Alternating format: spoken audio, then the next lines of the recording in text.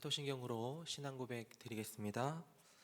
전능하사 천지를 만드신 하나님 아버지를 내가 믿사오며 그 외아들 우리 주 예수 그리스도를 믿사오니 이는 성령으로 잉태하사 동정녀 마리아에게 나시고 본디오 빌라도에게 고난을 받으사 십자가에 못 박혀 죽으시고 장사한 지 사흘 만에 죽은 자 가운데서 다시 살아나시며 하늘에 오르사 전능하신 하나님 우편에 앉아 계시다가 저리로서 산자와 죽은 자를 심판하러 오시리라. 성령을 믿사오며 거룩한 공회와 성도가 서로 교통하는 것과 죄를 사하여 주시는 것과 몸이 다시 사는 것과 영원히 사는 것을 믿사옵나이다. 아멘. 다 함께 찬송 407장, 찬송가 407장 구주와 함께 나 죽었으니, 찬송 407장 같이 찬양드리겠습니다.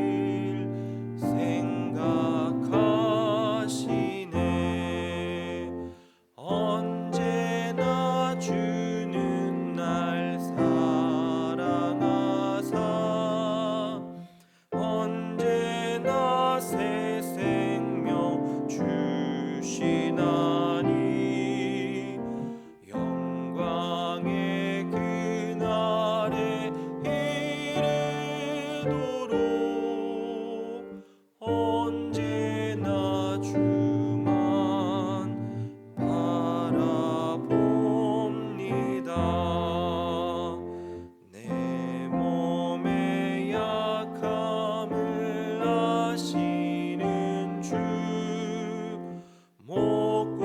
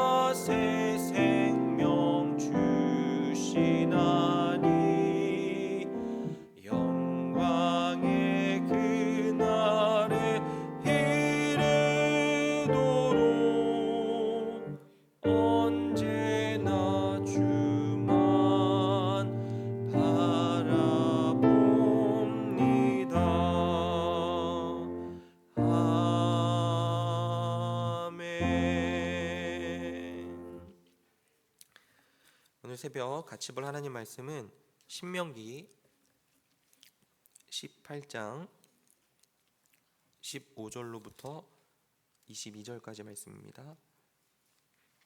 신명기 18장 15절부터 22절까지 말씀 제가 읽도록 하겠습니다. 신명기 18장 15절입니다. 내 하나님 여호와께서 너희 가운데 내 형제 중에서 너를 위하여 나와 같은 선지자 하나를 일으키시리니 너희는 그의 말을 들을지니라. 이것이 곧 내가 총회의 날에 호렙산에서 내 하나님 여호와께 구한 것이라. 곧 내가 말하기를 내가 다시는 내 하나님 여호와의 음성을 듣지 않게 하시고 다시는 이 큰 불을 보지 않게 하소서. 두렵건대 내가 죽을까 하나이다 하매 여호와께서 내게 이르시되 그들의 말이 옳도다. 내가 그들의 형제 중에서 너와 같은 선지자 하나를 그들을 위하여 일으키고 내 말을 그 입에 두리니 내가 그에게 명령하는 것을 그가 무리에게 다 말하리라. 누구든지 내 이름으로 전하는 내 말을 듣지 아니하는 자는 내게 벌을 받을 것이요 만일 어떤 선지자가 내가 전하라고 명령하지 아니한 말을 제 마음대로 내 이름으로 전하든지 다른 신들의 이름으로 말하면 그 선지자는 죽임을 당하리라 하셨느니라. 내가 마음속으로 이르기를 그 말이 여호와께서 이르신 말씀인지 우리가 어떻게 알리요 하리라. 만일 선지자가 있어 여호와의 이름으로 말한 일에 증언도 없고 성취함도 없으면 이는 여호와께서 말씀하신 것이 아니요 그 선지자가 제 마음대로 한 말이니 너는 그를 두려워하지 말지니라. 아멘. 신명기 16장에서부터 모세는 이스라엘 백성들을 다스리는 지도자들의 규례에 대해서 다룹니다. 앞에서는 지도자들 중에서 왕에 대한 규정 그리고 제사장에 대한 규정을 다루었고 오늘 저희들이 보는 이 본문에서는 선지자에 대한 규례를 다루게 됩니다.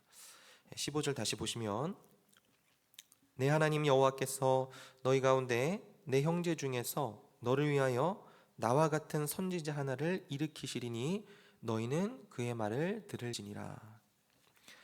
그 신명기가 모세의 유언적인 설교였다는 것을 감안을 해봤을 때 모세는요 이제 곧 죽게 될 겁니다.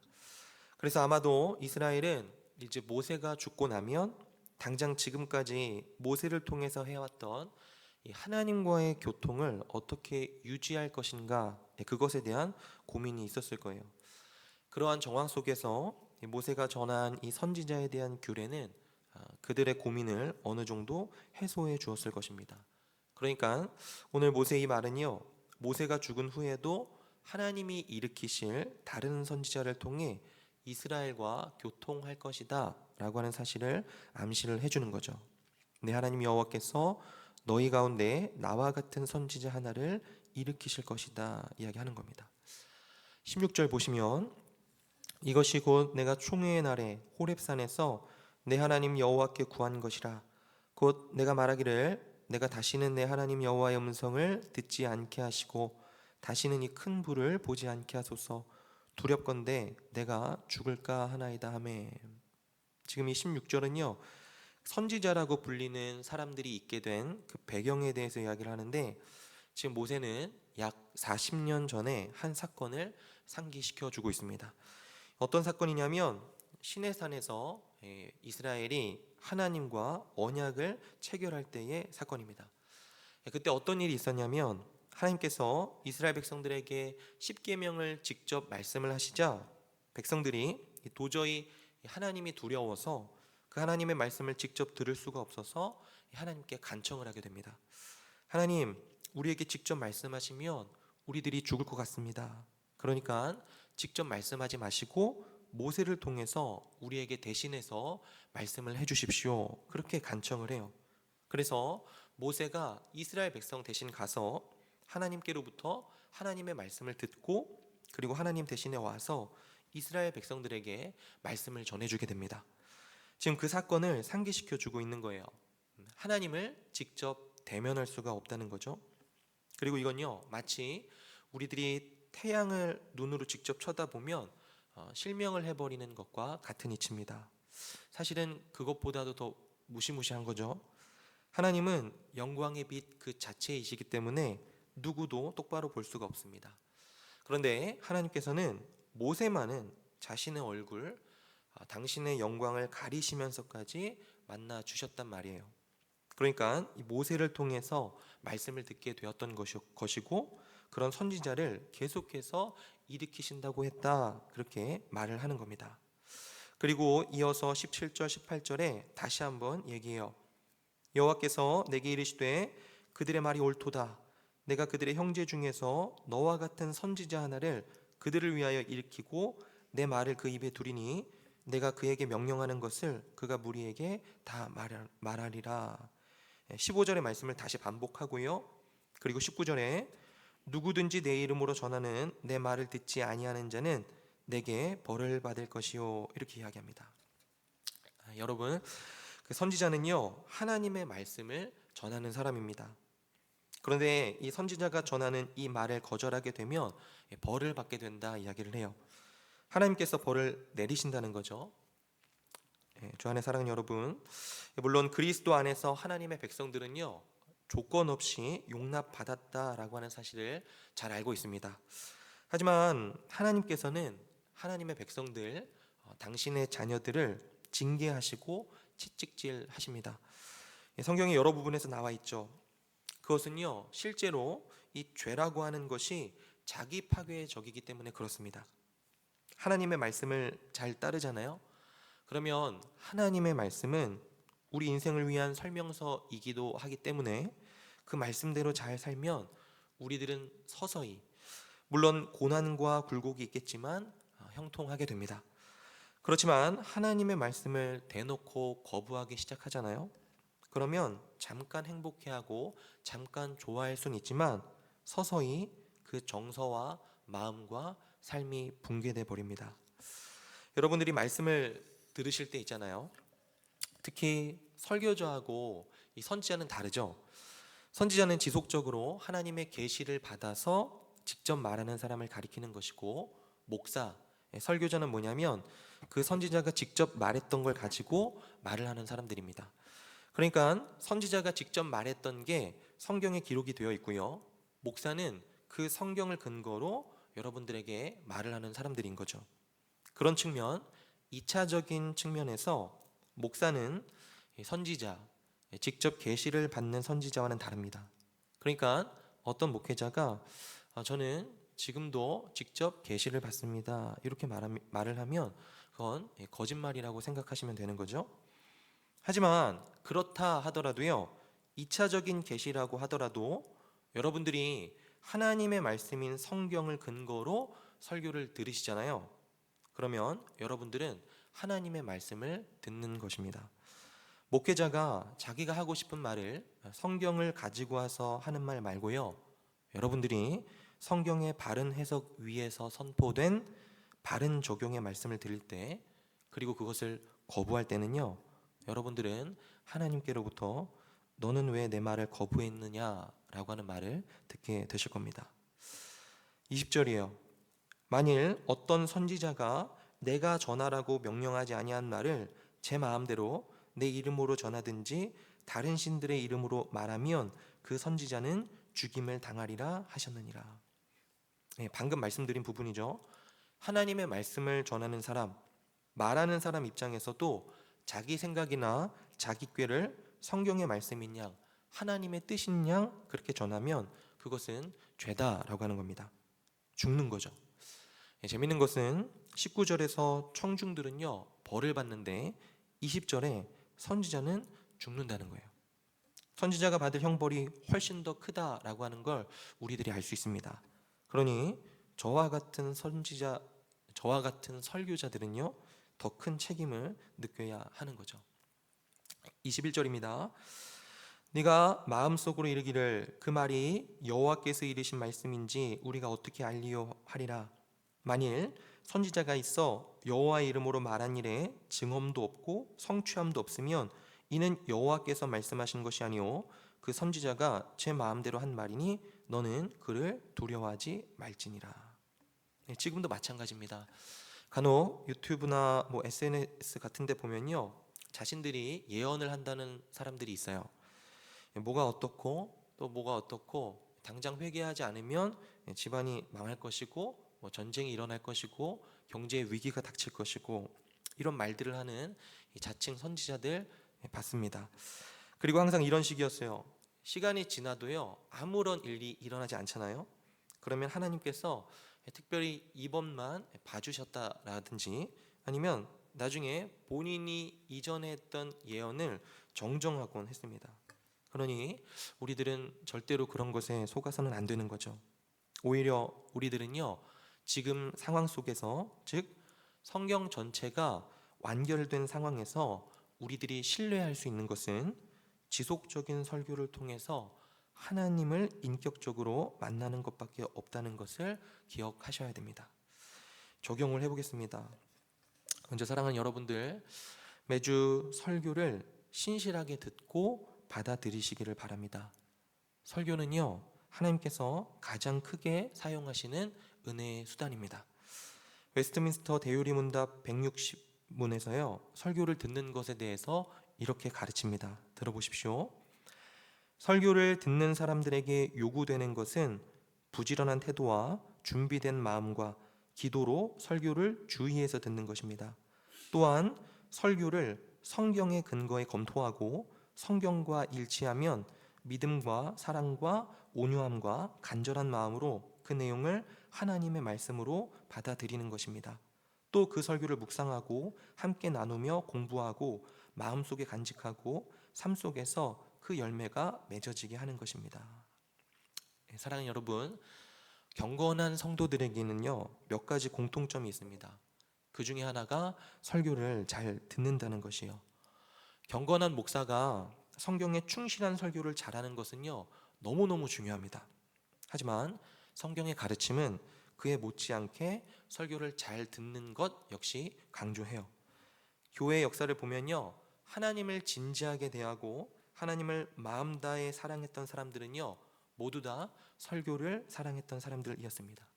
하나님과 즐거운 교제를 누렸던 사람들도요 설교를 즐거워했던 사람들이었고, 온갖 박해와 고난 속에서도 하나님께 감사하고 하나님의 인도하심을 기뻐했던 사람들은요 모두 다 설교를 기쁘게 들었던 사람들이었어요. 우리들이 죄와 비참 가운데 있음을 알기 위해서는요 설교가 필요하고요, 우리가 죄와 비참 가운데 있다는 것을 알려주는 그 말씀이 선포가 되어야 우리들이 우리가 죄인인 것을 이해하고 깨닫게 되고 또 겸손하게 되는 거죠. 그리고 결국 그러한 죄인인 우리들이 그리스도께로 이끌림을 받게 되는 것입니다. 두 번째로, 오늘 본문에서 우리들은 위대한 선지자 그리스도를 보아야 합니다. 15절을 보시면요 선지자라는 단어가 나오죠. 이 단어의 수가 단수입니다. 그러니까 선지자들을 보낼 것이라는 게 아니고 하나의 선지자를 보낼 것이다 이야기하죠. 물론 이것은 선지자 집단을 가리키는 단수이기도 했습니다. 그런 면에서 이후에 나오는 모든 선지자들이 다 모세와 같은 선지자일 것이다 라고 하는 뜻도 돼요. 그렇지만 단수입니다.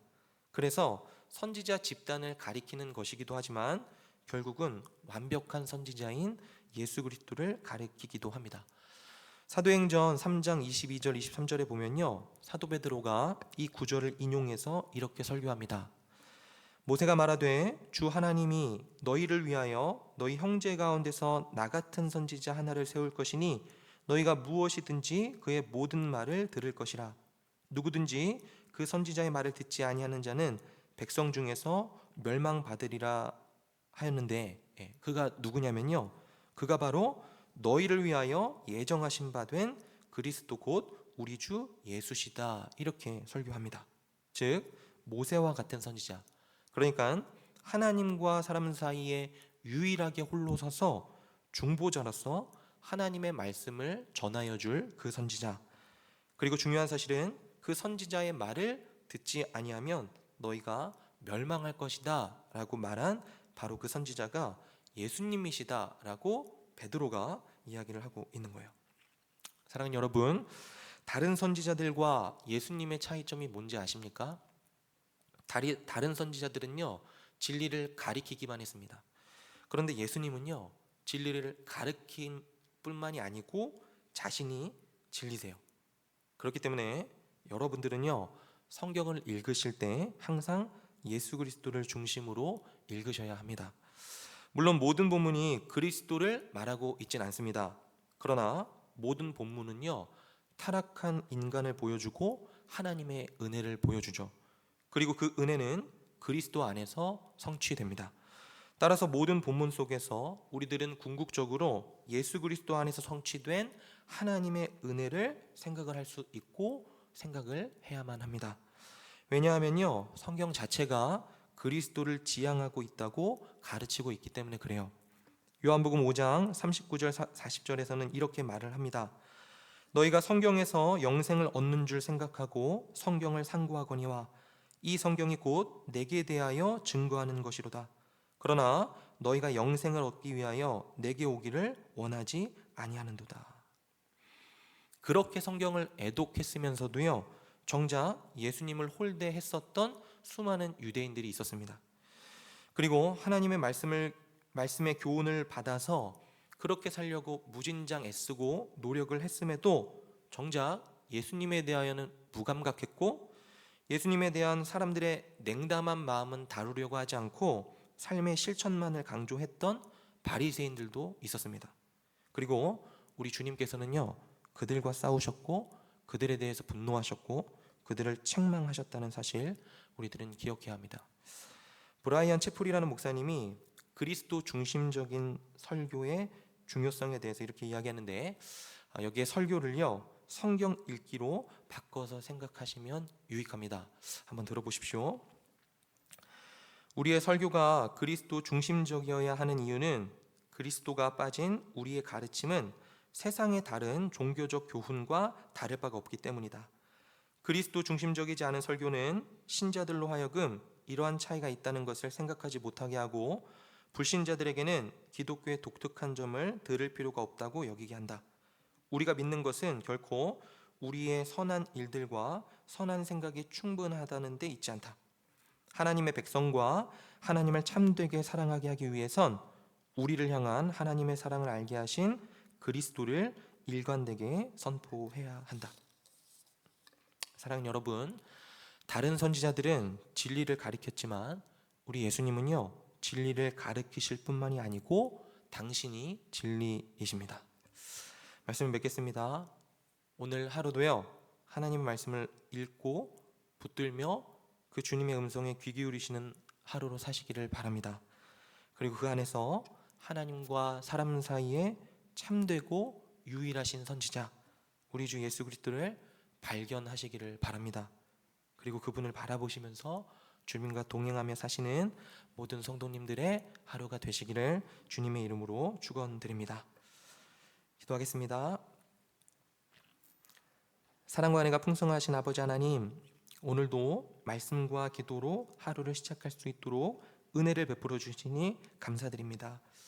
함께 나눈 말씀처럼 주님의 말씀 잘 경청하여 듣고 늘 그 말씀을 상고하는 우리가 되게 하여 주옵소서.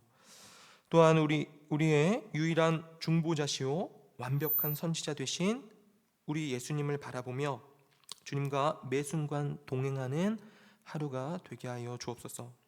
그리하여 진리 되신 주님을 기뻐하며 주님 안에서 안식하고 주님 명령하신 뜻에 순종함으로 주님의 말씀의 권위를 사랑하는 우리들이 되게 하여 주옵소서. 오늘도 우리들의 삶을 통하여 하나님 영광 받으시기를 원하며 감사드리며 우리 주 예수 그리스도 이름으로 기도드리옵나이다. 아멘. 하늘에 계신 우리 아버지여, 이름이 거룩히 여김을 받으시오며 나라가 임하옵시며 뜻이 하늘에서 이루어진 것 같이 땅에서도 이루어지이다. 오늘날 우리에게 일용할 양식을 주옵시고 우리가 우리에게 죄진 자를 사하여 준 것 같이 우리 죄를 사하여 주옵시고 우리를 시험에 들게 하지 마옵시고 다만 악에서 구하옵소서. 대개 나라와 권세와 영광이 아버지께 영원히 있사옵나이다. 아멘. 우리 세 가지 기도 제목 놓고 함께 기도하겠습니다. 첫 번째 기도 제목입니다. 성경을 신실하게 사랑하고 성경을 강해하는 설교를 통하여 듣는 말씀을 따라서 살아가게 하옵소서. 두 번째입니다. 성경을 통해서 예수님을 만나고 경험하는 성문 공동체가 되게 하옵소서. 마지막 기도 제목입니다. 어려움 중에 있는 성도들을 돌보시고 소망 중에 인내하는 마음을 허락하여 주셔서 치유와 또 회복과 구원을 베풀어 주옵소서. 우리 세 가지 기도 제목으로 같이 기도하시고 개인의 기도 제목으로 기도하시다가 자유롭게 돌아가시겠습니다. 기도하겠습니다.